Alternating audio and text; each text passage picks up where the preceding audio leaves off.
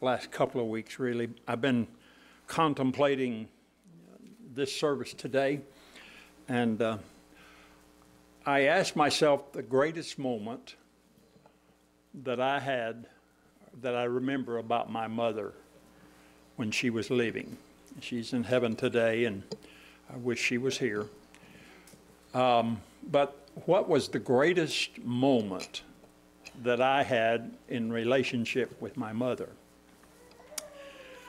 And Mother taught me a lot of things.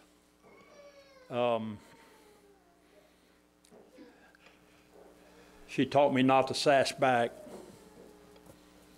You ever sass your mother? I don't work it. Didn't work at my house. She taught me I didn't have a back, picking strawberries in the fields down in Louisiana, and my back would get to hurting. Mother was in the packing shed, and I'd go in carrying all the third or fourth carrier of berries for the day, and they'd hand me a ticket, and I said, Mother, I need to rest a while, my back hurts. She said, Darrell, if you don't get back out in that field, I'm going to teach you that you don't have a back. And she picked up a slat. Now, in those days, they believed in corporal punishment a little more than they do today. Not cruelty, but punishment. She said, I'm going to whack you with this board if you don't get back to work. You don't even have a back. I said, thank you, Mother. So I went back to picking berries, Jerry. I mean, you know, you learn pretty early. But there's a lot of things my mother taught me and a lot of memories I have with my own mother. But I think the greatest memory I have of my mother, I had gone to a football game at the stadium, probably a quarter of a mile from our house on Friday night. And down there with my friends, hollering and carrying on. And I came home, and I wanted to be quiet because my dad always went to bed early, but he got up early. But I saw my mother, and she didn't see me, but I saw Mother. She was kneeling in the living room couch. And I heard these words, be with my boys and my girls. Protect them, Lord. I didn't wake her up. I mean, I didn't disturb her. I slipped on and went to bed. But I thought about that a lot through my life, and I think I'm here today partially because of my mother's prayers. I thought of a lot of biblical mothers today, or this week, that I could talk about. I could talk about the mother of Jesus, and we'd have a lot to say about her. I thought about Jesus turning the water into wine. Had gone to a wedding, and they ran out of drink for the guests. And Mary's kinfolk were about to be embarrassed, and she said to Jesus, we're out of wine. Do you remember what Jesus said? My time has not come. Good job. My time has not come. And I want to just, you forgive me, but in today's language, we would put it like this. Servants, if Mama ain't happy, ain't nobody happy. Fill those pots full. Now, I know that's Brother Darrell. He's got a, but Jesus obeyed his mother is the point I'm making. He said, servants, just fill the pots. Fill the pots. Don't worry about it, just fill the pots. And we all know what happened. We all know what happened. The water turned to wine. I could talk about Mary today, but I want to go to the book of Exodus and talk about a mother that we don't know a whole lot about other than just a short segment of this passage today. In Exodus chapter 2, verses 1 through 8, we find the story of Moses and his mother. About this time, a man and woman from the tribe of Levi got married. The woman became pregnant and gave birth to a son. She saw that he was a special baby and kept him hidden for 3 months. But when she could no longer hide him, she got a basket made of papyrus reeds and waterproofed it with tar and pitch. She put the baby in the basket and laid it among the reeds and along the banks of the Nile River. The baby's sister then stood at a distance watching to see what would happen to him. Soon Pharaoh's daughter came down to bathe in the river, and her attendants walked along the riverbank. When the princess saw the basket among the reeds, she sent her maid to get it for her. When the princess opened it, she saw the baby, and the little boy was crying, and she felt sorry for him. "This must be one of the Hebrew children," she said. Then the baby's sister approached the princess. "Should I go and find one of the Hebrew women to nurse the baby for you?" she asked. "Yes, do it," the princess said. So the girl went and called the baby's mother. The question was asked last Thursday, who knows what the name of Moses' mother was? Anybody here know? Anybody here know what Moses' mother's name was?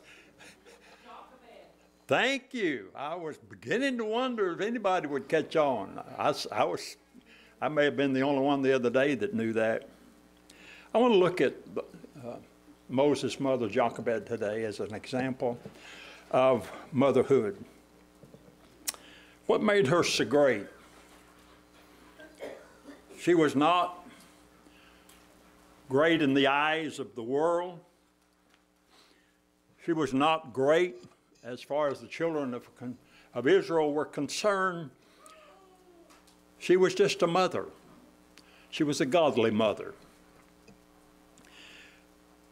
She lived with her husband Amram in a very trying time in the history of biblical lives. They were in bondage. They were slaves under Pharaoh. And we know because of that they were dirt poor. They were only given so much. They lived in one of the darkest nights or lives in the history of Israel. There was no escape and no one to help them. Day by day, they labored. Pharaoh and his people decided that they weren't working fast enough, and so they increased their labor, made it harder for them.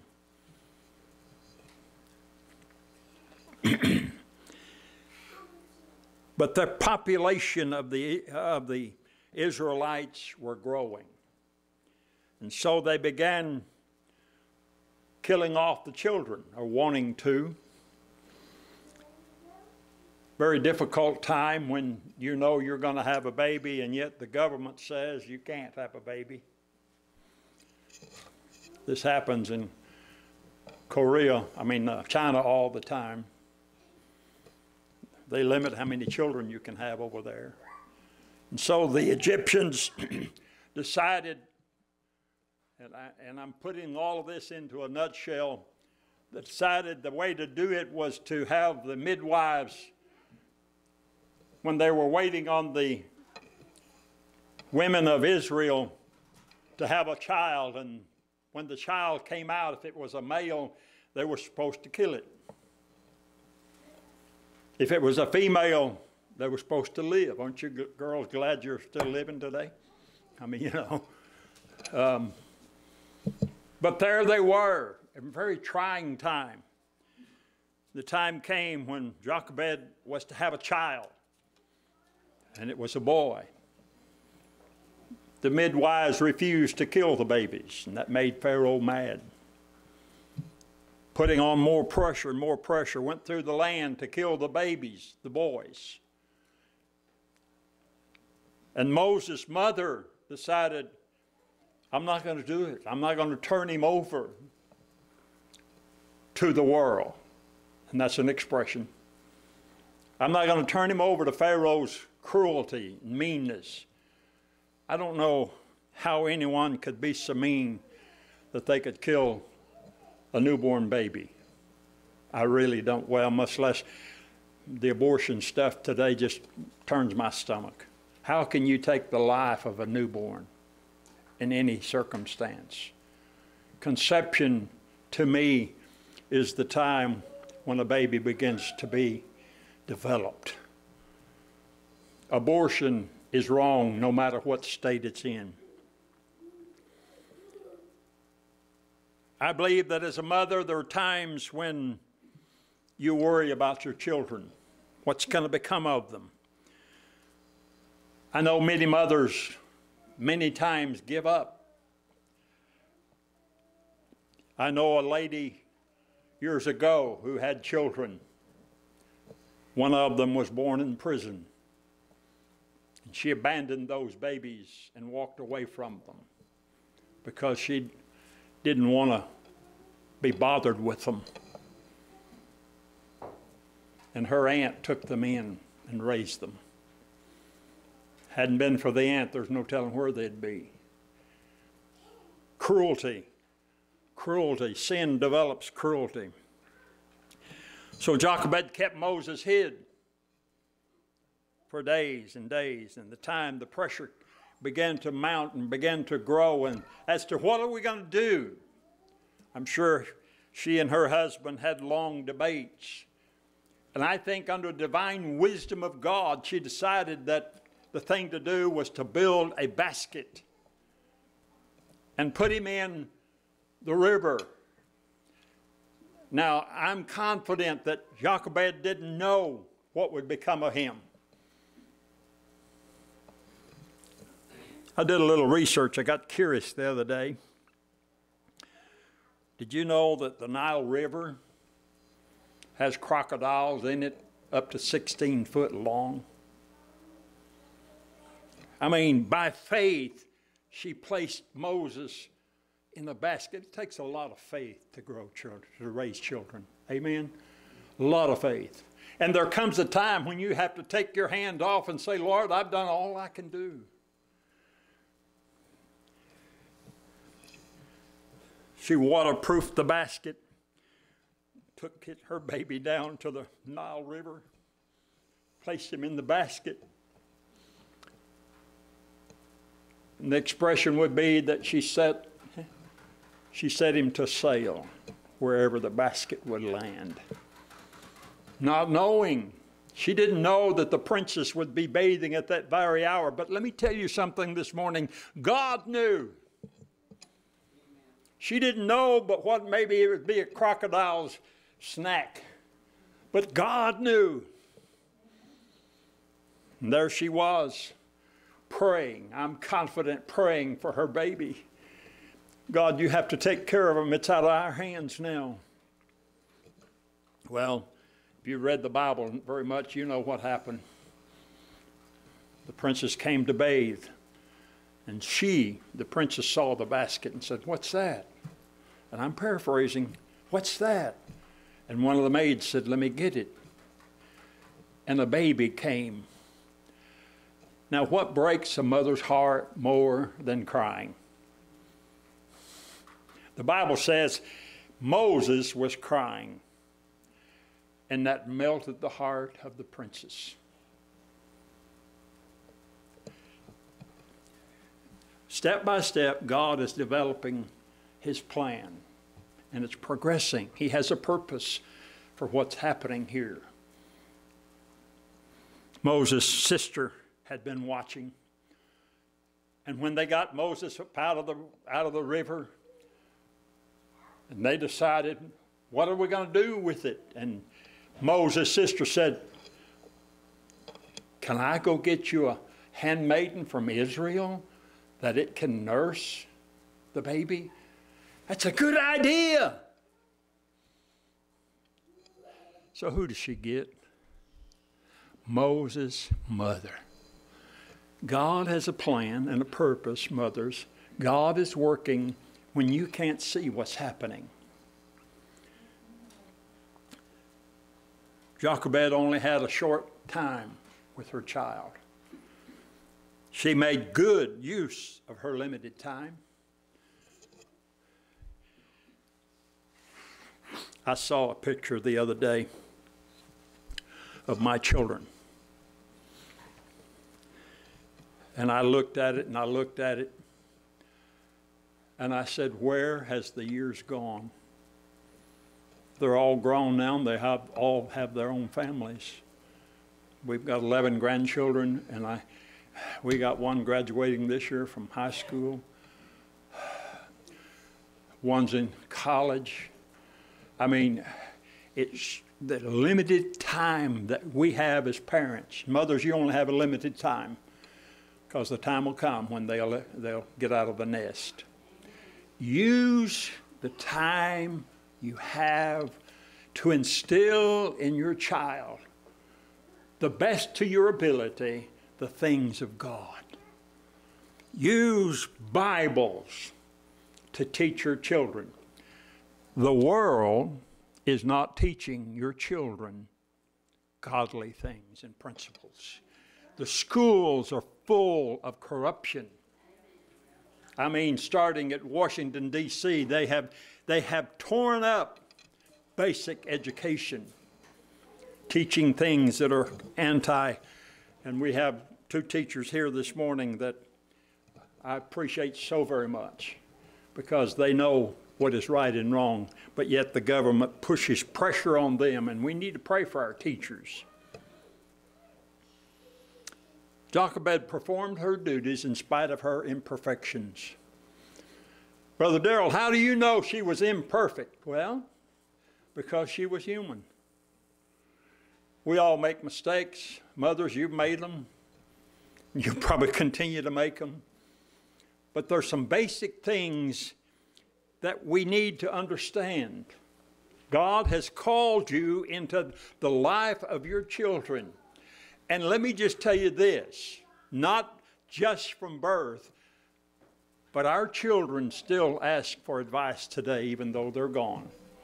They'll call and say, Mom, Dad, what about this? What about that? And if you can instill in them the principles of a godly life, it will not fail them in life. Someone said, you do your best and trust God to do the rest. That's all you can do. As parents, that's all we can do. As moms, that's all you can do. She endured all kinds of trials. She endured things that were almost supernaturally wrong. Kill your baby. Now, I don't know of a mother anywhere in our country or anywhere else says kill your baby. Now, we know, and I mentioned abortion, and I mentioned things that happen in foreign countries. But stand for the principles of living a godly life before your children. And then when you set your basket in the river of the world, and you have to turn loose no matter what age they are, you say, Lord, I've done my best. Please, Lord, you do the rest by what I've instilled within them. Trials and tribulation.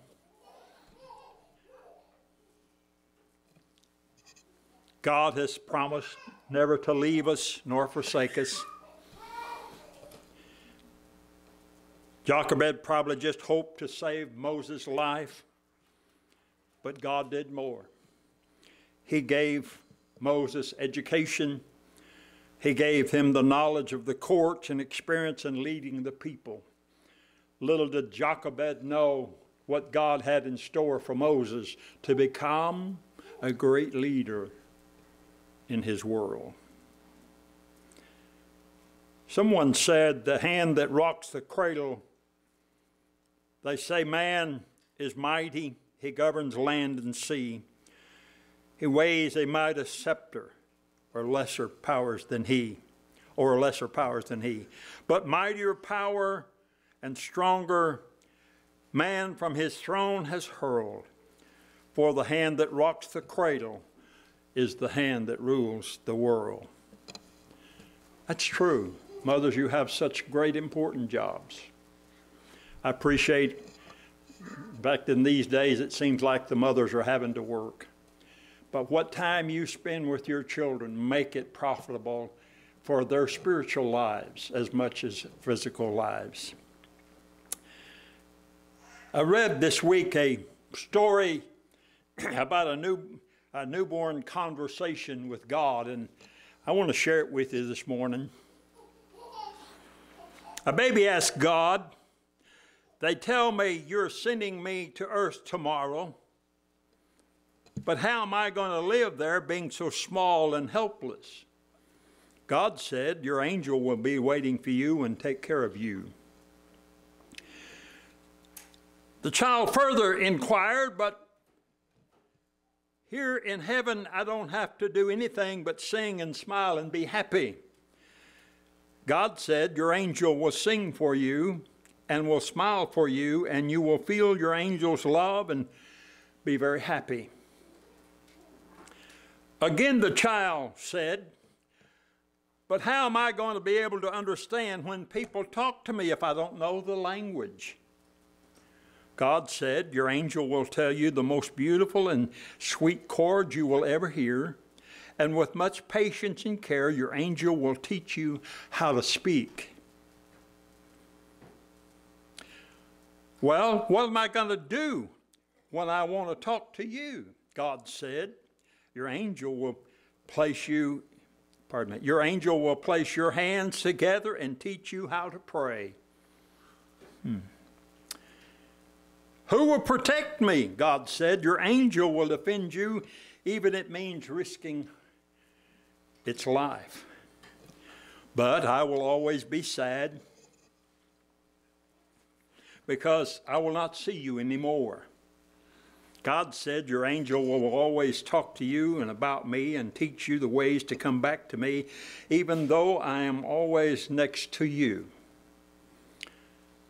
At that moment, there was much peace in heaven, but the voice from earth could be heard, and the child hurriedly asked, "God, if I'm to leave now, please tell me what my angel's name is." God said, "You will simply call her Mom."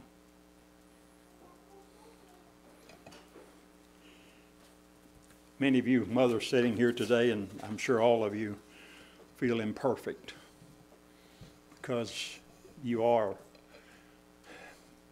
human. You make mistakes. But God, through His power and wonder through your lives, instilling into your child things that are blessed, things that are precious, things that are marvelous from God. And that's what you instill into your children.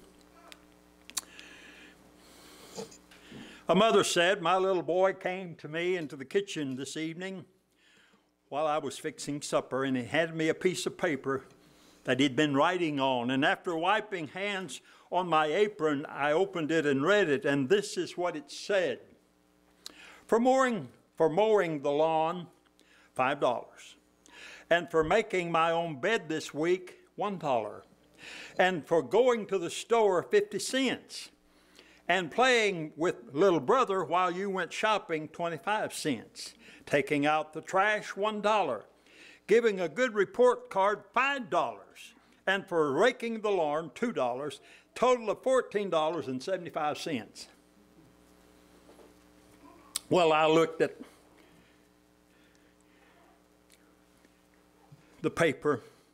1,000 memories flashed through my mind. So I picked up the pen and turned the paper over, and this is what I wrote. For 9 months I carried you, growing inside of me, no charge. For nights I sat up with you, doctored you, prayed for you, no charge. For the time and the tears and the cost through the years, there's no charge. When you add it all up, the full cost of my love is no charge. For the nights filled with dread and the worries ahead, no charge.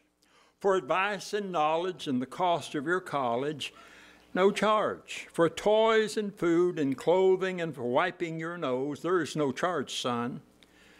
When you add it all up, the full cost of my love is no charge.